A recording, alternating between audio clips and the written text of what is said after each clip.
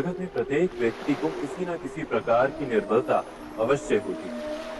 जैसे कोई बहुत तेजी से दौड़ नहीं पाता तो कोई अधिक भार नहीं उठा पाता, कोई असाध्य रोग से पीड़ित रहता है तो कोई पढ़े हुए पाठों को स्मरण में नहीं रख पाता। ऐसे अनेकों उदाहरण और भी हैं। क्या आप किसी ऐसे व्यक्ति को जानते हैं जिसे सब कुछ प्राप्त हो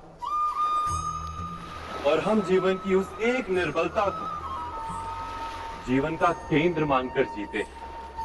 इस कारणवश हृदय में दुख और असंतोष रहता है सदा।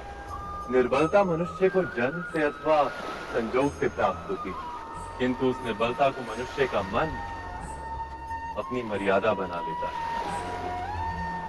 किंतु कुछ व्यक्ति ऐसे भी होते हैं जो अपने पुरुषार्थ और श्रम से उस निर्बलता को पराजित कर देते हैं। क्या भेद है उनमें और अन्य लोगों में? क्या आपने कभी विचार किया? सरल सा उत्तर है इसका।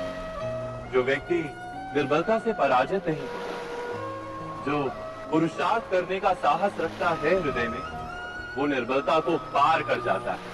अर्थात निर्बलता अवश्य ईश्वर देता है, किंतु मर्यादा मनुष्य का मन ही निर्मित करता है। स्वयं विचार कीजिए।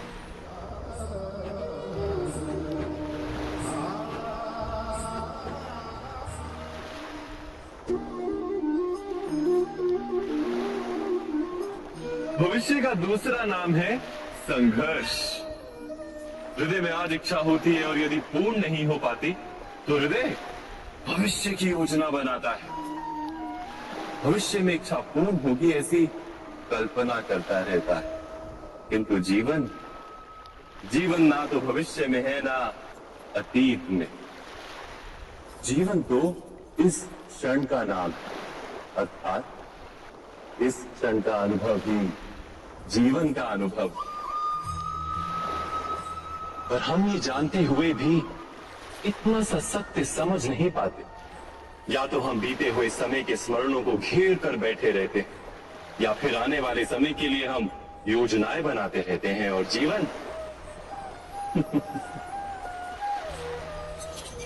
जीवन बीत जाता है। एक सत्य यदि हम हृदय में उतार लें कि ना हम भविष्य देख सकते हैं, ना ही भविष्य निर्मित कर सकते हैं, हम तो केवल धैर्य और साहस के साथ भविष्य को आलिंगन दे सकते हैं, स्वागत कर सकते हैं भविष्य का। तो क्या जीवन का हर पल जीवन से नहीं भर जाएगा? स्वयं विचार कीजिए।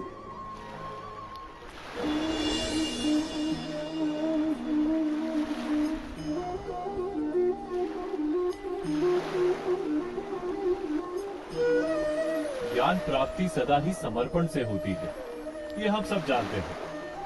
किंतु समर्पण का वास्तविक महत्व क्या है? क्या हमने कभी विचार किया?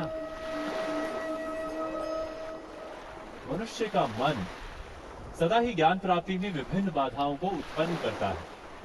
कभी किसी अन्य विद्यार्थी से ईर्ष्या हो जाती है, कभी पढ़ाए हुए पाठों पर संदेह जन्मता है, और कभी गुरु द्वारा दिया गया दंड मन को अहंकार से भर देता है। नहीं, क्या ऐसा नहीं होता? न जाने कैसे कैसे विचार मन को भटकाते हैं, और मन की इसी अयोग्य स्थिति के कारण हम ज्ञान प्राप्त नहीं कर पाते। मन की योग्य स्थिति केवल समर्पण से निर्मित होती है। समर्पण मनुष्य के अहंकार का नाश करता है, ईर्ष्या, महत्वाकांक्षा आदि भावनाओं को दूर कर हृदय को शांत करता है और मन को एकाग्र करता है। वास्तव में ईश्वर की सृष्टि में ना ज्ञान की मर्यादा है, ना ज्ञानियों की। गुरु दत्तात्रेय ने तो गाय और श्वान से भी ज्ञान प्राप्त कर लिया था। अर्थात विषय ब्रह्म ज्ञान का या जीवन के ज्ञान का या गुरुकुल में प्राप्त होने वाले ज्ञान का, उसकी प्राप्ति के लिए गुरु से अधिक महत्व है उस गुरु के प्रति हमारा समर्पण। क्या ये सत्य नहीं?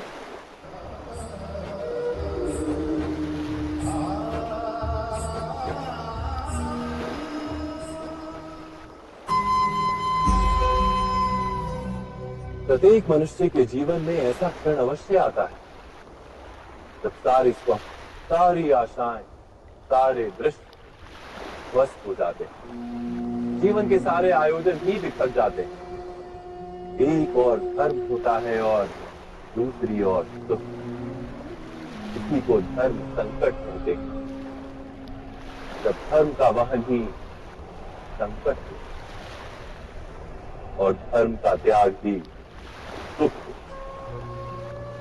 विचार कीजिए, कभी किसी स्वजन के विरुद्ध सत्य बोलने का अवसर प्राप्त हो जाता है, कभी ठीक दरिद्रता के समय सरलता से चोरी करने का मार्ग प्राप्त हो जाता है, कभी किसी शक्तिशाली राजनेता या राजा के कर्मचारी का अधर्म प्रकट हो जाता है।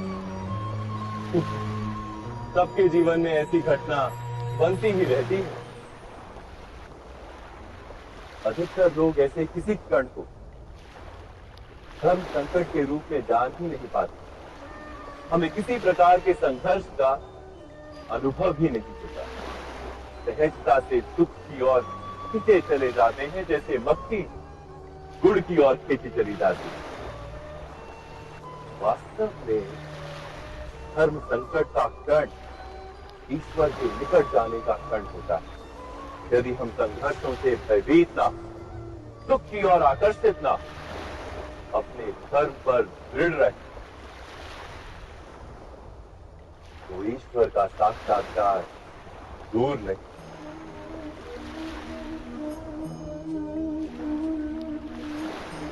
पवन से युद्ध करने वाला पत्ता यदि पेड़ से गिरता है तो भी आकाश की ओर उठता है।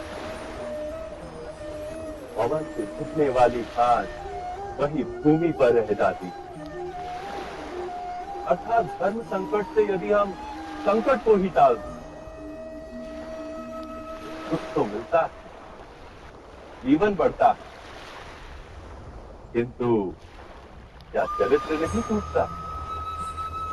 क्या आत्मा दरिद्र नहीं हो जाती? क्या ईश्वर से अंतर नहीं हो जाता? स्वयं विचार कीजिए। दो व्यक्ति जब निकट आते हैं तो एक दूसरे के लिए सीमाएं और मर्यादाएं निर्मित करने का प्रयत्न अवश्य है। हम यदि सारे संबंधों पर विचार करें तो देखेंगे इन सारे संबंधों का आधार यही सीमाएं हैं जो हम दूसरों के लिए निर्मित करते हैं।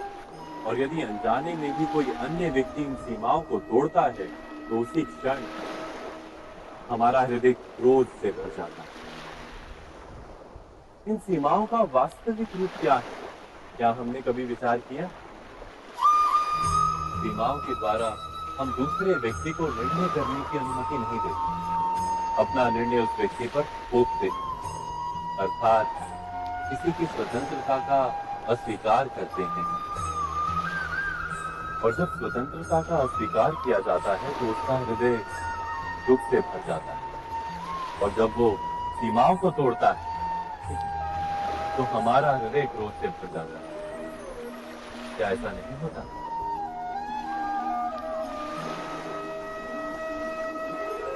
और यदि एक दूसरे की स्वतंत्रता का सम्मान किया जाए तो किसी मर्यादाओं या सीमाओं की आवश्यकता ही नहीं होती। अर्थात जिस प्रकार स्वीकार किसी संबंध का देह है, क्या वैसे ही स्वतंत्रता किसी संबंध की आत्मा नहीं?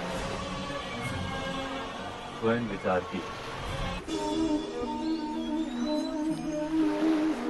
सबके जीवन में ऐसा प्रसंग अवश्य आता है कि सत्य कहने का निश्चय होता है हृदय में, किंतु मुख से सत्य निकल नहीं पाता।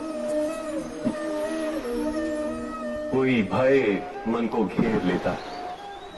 किसी घटना अथवा प्रसंग के बारे में बात करना या फिर स्वयं से कोई भूल हो जाए उसके बारे में कुछ बोलना, क्या ये सत्य है? नहीं, ये तो केवल तथ्य है। अर्थात जैसा हुआ था वैसा केवल बोल